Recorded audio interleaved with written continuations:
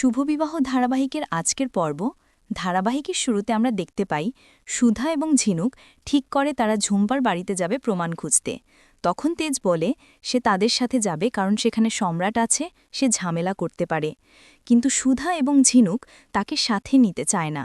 ঠিক সেই সময় সমুদ্র বলে সে চায় না তার জন্য কারো বিপদ হোক, তাই ঝুম্পার বাড়িতে যেতে হলে তাকে সাথে নিতে হবে।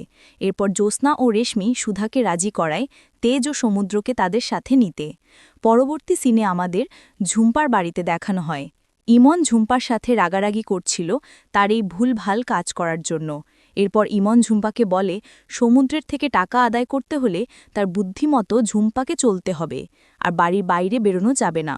এসব শুনে ঝুম্পা রেগে যায় এবং সে রাজি হতে চায় না। তখন সম্রাট তাকে কোনো রকমে বাড়িতে পার্টি করার কথা বলে রাজি করায়। পরবর্তী সিনে আমরা দেখতে পাই সুধা, ঝিনুক, তেজ, সমুদ্র ঝুম্পার বাড়িতে নজর রাখছে। এরপর তারা ঠিক করে যে করে হোক ভেতরে যেতে হবে। পরবর্তীতে ইমন বাইরে বেরোলে সকলে বুঝতে পারে এই সবের পেছনে ইমনের হাত আছে। পরবর্তী সিনে ঝিনুক ছদ্মবেশ ধরে ঝুপার বাড়িতে ঢোকার চেষ্টা করলে প্রথমে দারোয়ানটাকে আটকে দেয়, কিন্তু ঝিনুক কান্নাকাটি করে দারোয়ানের মন গলিয়ে ভেতরে ঢুকে যায়। পরের সিনে ঝুম্পা কাজ করতে করতে হাঁপিয়ে গিয়ে একা একা বকবক করতে থাকে। ঠিক সেই সময় কলিং বেলের আওয়াজ পেয়ে সে দরজা খুলে দেয় এবং ঝিনুক ভেতরে চলে আসে। এরপর ঝিনুক ঝুম্পাকে কাজের কথা বলে তার বাড়িতে থাকার পারমিশন নিয়ে নেয়।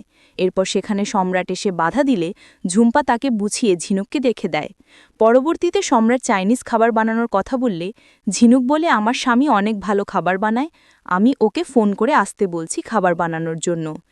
কথা শুনে তো সমুদ্র ঘাবড়ে যায়। তখন সে সুধাকে বিষয়টা বলে এবং সুধা তাকার আইডিয়া দেয়। পরের সিনে ঝিনুক দ্রুত কাজ করছিল, এটা দেখে ঝুম্পা অনেক খুশি হয়।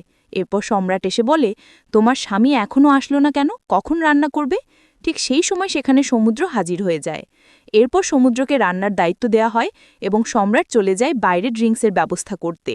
ঝুম্পা সাজার জন্য চলে গেলে ঝিনুক এবং সমুদ্র সুধার সাথে কথা বলতে থাকে।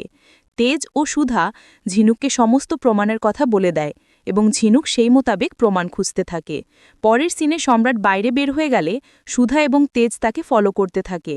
তেজ সুধাকে জিজ্ঞেস করে আমরা সম্রাটকে কেন ফলো করছি? তখন সুধা বলে আমি নিশ্চিত সম্রাট টাকা ছাড়া কাজ করবে না, ওকে ফলো করলে আমি নিশ্চয়ই কোনো প্রমাণ পাব। সে সিনে সম্রাটের সাথে দেখা করার জন্য একটা মেয়ে চলে আসে। সুধা সম্রাট এবং সেই মেয়েটার ছবি তুলে রাখে।